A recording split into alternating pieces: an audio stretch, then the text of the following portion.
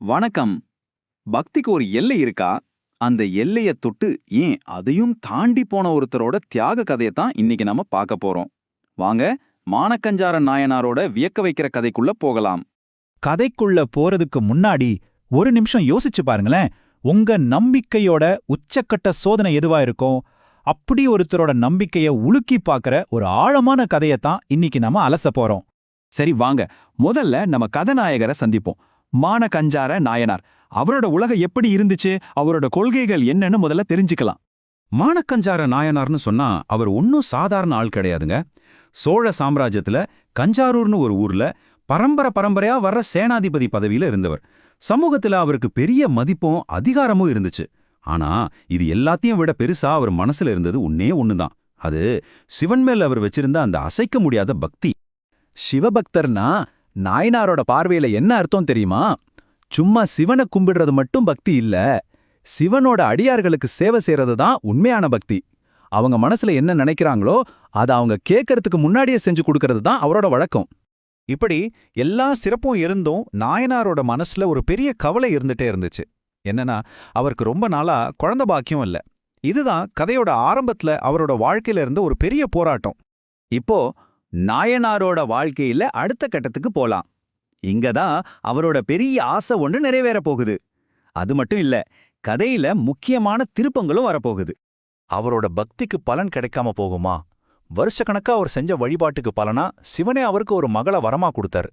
அவ சாதாரண குழந்தை இல்ல, அது இறைவனே நேர்ல வந்து கொடுத்த ஒரு பரிசு, ஒரு அற்புதம்னு சொல்லலாம். எல்லாமே ரொம்ப சரியா போயிட்டு இருந்துச்சு. அந்த பொண்ணுக்கும் கல்யாண வயசு வந்துடுச்சு.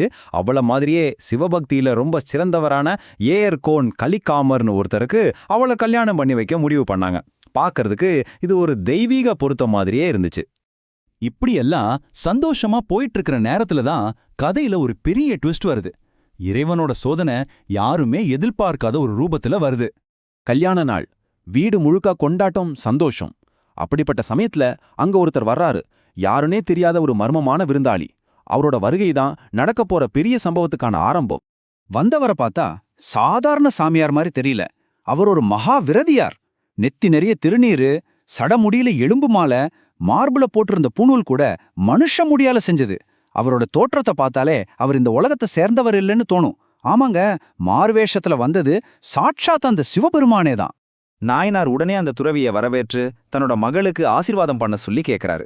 அப்போ அந்த பொண்ணோட நீளமா அழகா இருந்த கூந்தலை பார்த்துட்டு அந்த துறவி ஒரு வார்த்தை சொல்றாரு. அது அங்கிருந்த எல்லாரையும் அதிர்ச்சி அடைய வச்சது.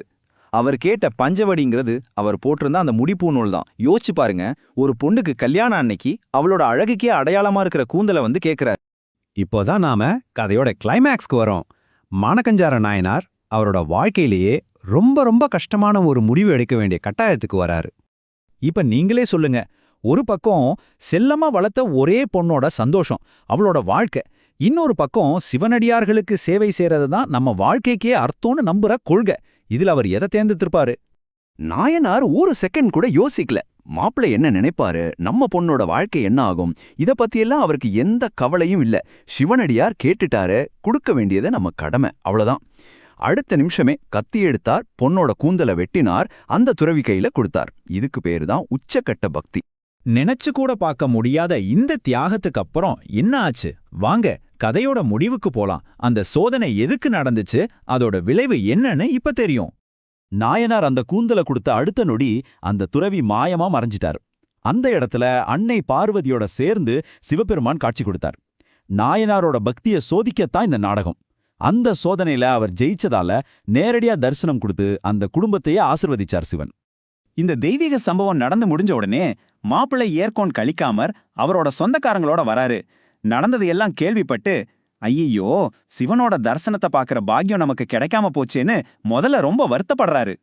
ஆனா கூந்தல் வெட்டப்பட்ட நிலையில நின்ன தன் வருங்கால மனைவிய பார்த்ததும் அவருக்கு ஒரு சின்ன தயக்கம் வருது.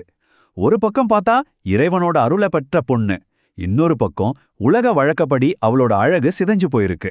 இது ரெண்டுக்கும் நடுவுல அவரோட மனசு போராடுது. கதையோட கடைசி கட்டத்துக்கு வந்துட்டோம்.